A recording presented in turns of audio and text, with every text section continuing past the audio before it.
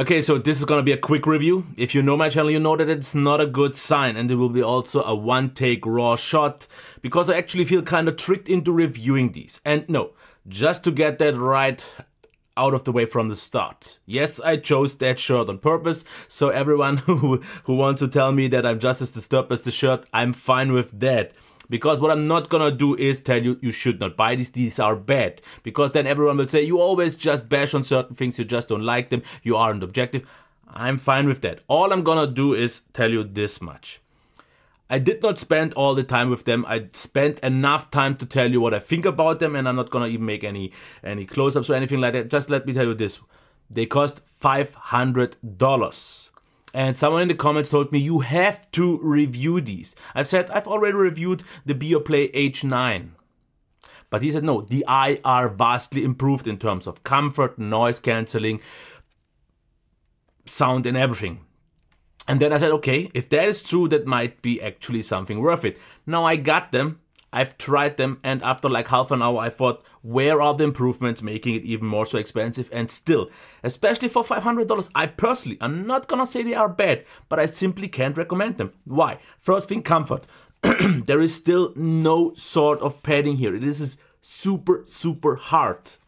And hard enough that you will actually feel it on your head. That is actually not that uncomfortable, but the thing for me is these rotatable cups, which is nice and you can see definitely very easily which is right and left, but they are just not big enough. These are supposed to be over ears, and I don't get it. I don't have the biggest ears, but if that, mine aren't round, and if you make round, make it at least as big as Biodynamic does so the whole ear fits in.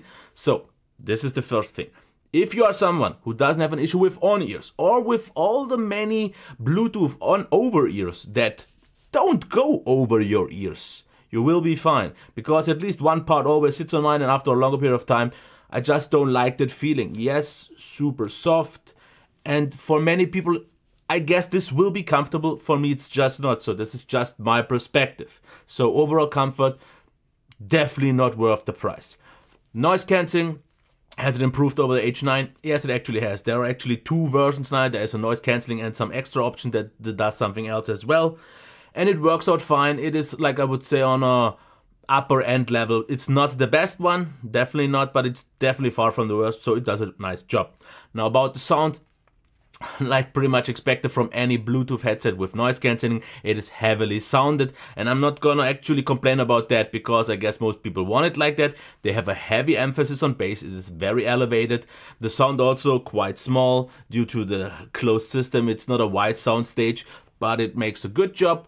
The highs, if they are there, they are quite clear, and it is a high quality sound. I just don't really like that sound signature so much, but that's the case on many of those, so you can tweak them. They actually have the potential, if you have the chance with an equalizer to adjust it, maybe take out a little bit of bass, maybe add some little bit of highs, and you can get something what I would like to call not maybe neutral, but definitely way more pleasant to hear it. And yes, they sound good, but all in all, these for me just can't justify the price of $500.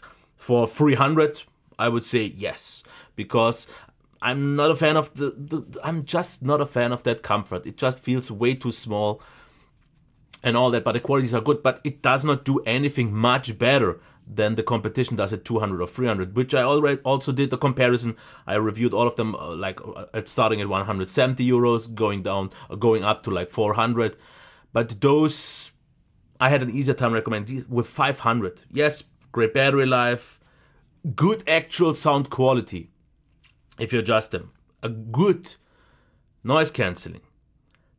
But 500 for 500, which is half of 1,000 of 1K, I would expect things to be extraordinarily better than something at like 200, which for example the Sony Hero 2 or something like that. So whoever likes these, if he was willing, if he could justify the $500, I guess actually will be pleased.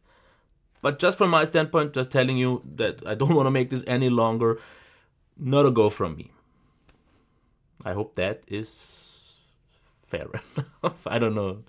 Okay, until next time. Bye.